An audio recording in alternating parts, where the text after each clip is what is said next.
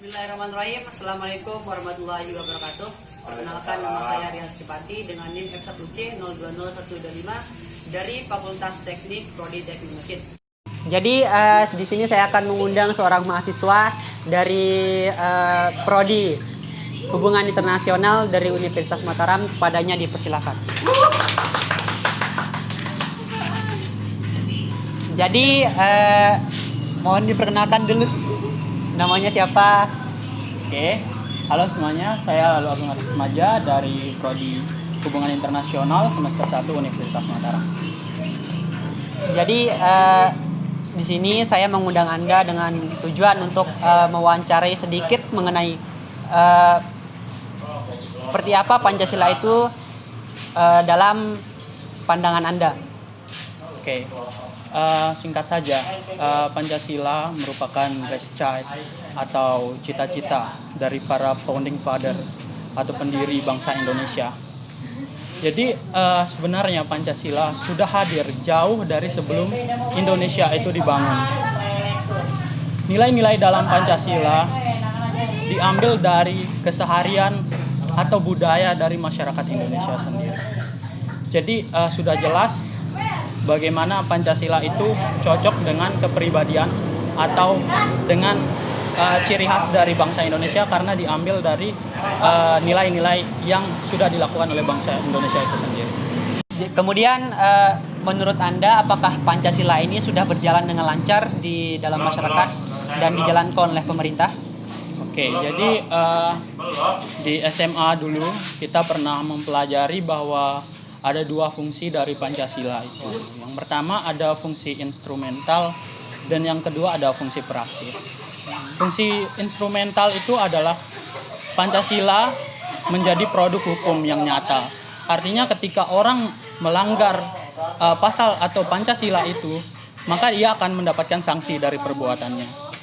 Nah, yang kedua ada nilai atau fungsi praksis Pancasila. Fungsi praksis ini adalah pengamalan Pancasila dalam kehidupan sehari-hari. Tidak ada sanksi bagi melanggar atau pelanggaran dari fungsi praksis ini.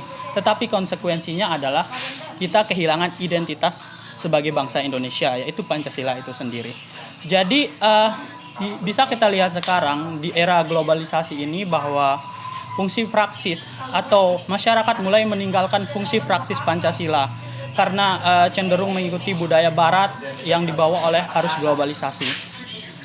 Dan ya,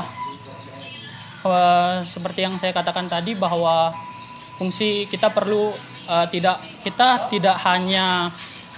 seharusnya tidak hanya menjalankan fungsi instrumental dari Pancasila itu karena ada sanksinya, tetapi seharusnya sebagai bangsa Indonesia kita tidak boleh melupakan fungsi praksis dari Pancasila itu atau pengamalan nilai-nilai Pancasila itu dalam kehidupan kita sehari-hari. Setelah Anda menguraikan jawaban yang saya tadi pertanyakan, jadi intinya menurut Anda bagaimana pentingnya Pancasila itu bagi bangsa Indonesia ini? Untuk mengetahui Pancasila itu seberapa penting Pancasila bagi bangsa Indonesia, kita membutuhkan tolak ukur. Jadi bagaimana cara yang termudah untuk melihat bahwa Pancasila itu penting bagi bangsa Indonesia?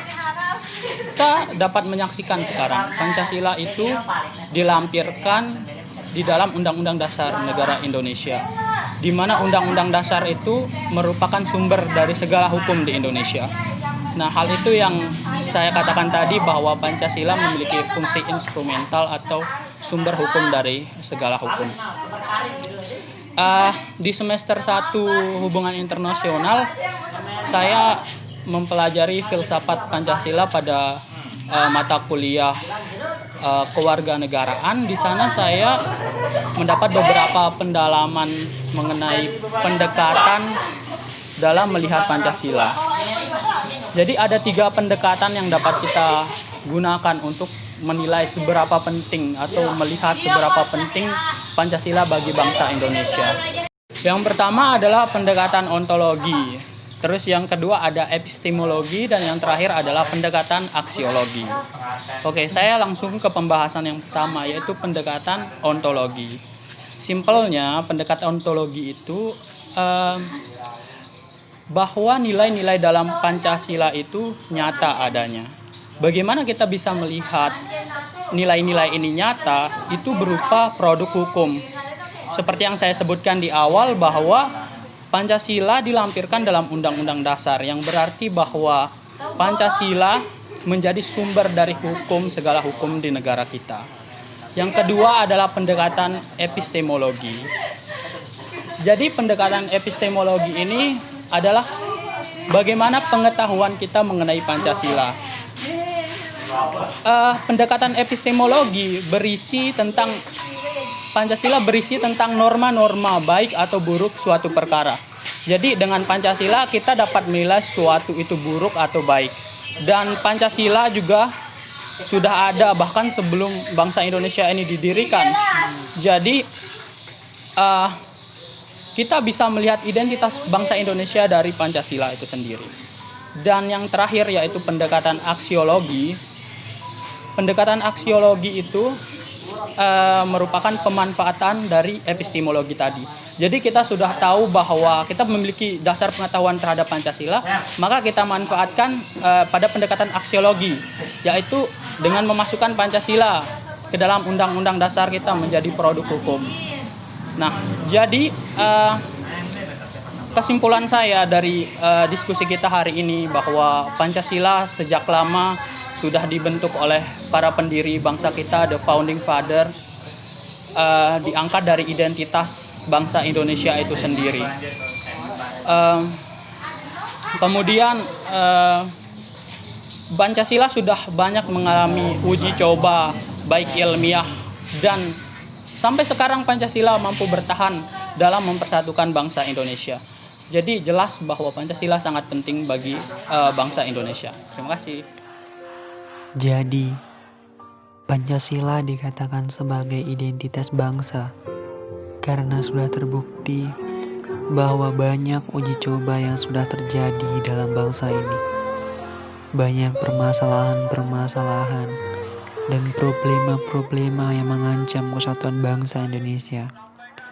Namun, dengan adanya Pancasila, semua masalah dan problema tersebut dapat terselesaikan. Dengan berpegang teguh pada nilai-nilai yang ada dalam Pancasila tersebut. Maka dari itu, untuk kalian para penerus bangsa, jangan palingkan perhatian kalian pada bangsa ini. Bangsa ini tidak kuat menahan keegoisan kalian. Maka, berpegang teguhlah pada Pancasila. Ingatlah Pancasila. Itu adalah kekuatan kalian untuk menjadi bangsa yang lebih baik. Semoga bangsa ini menjadi bangsa yang terus maju, agar menjadi bangsa yang diimpikan oleh para pendahulu kita. Indonesiaku, negeriku tercinta.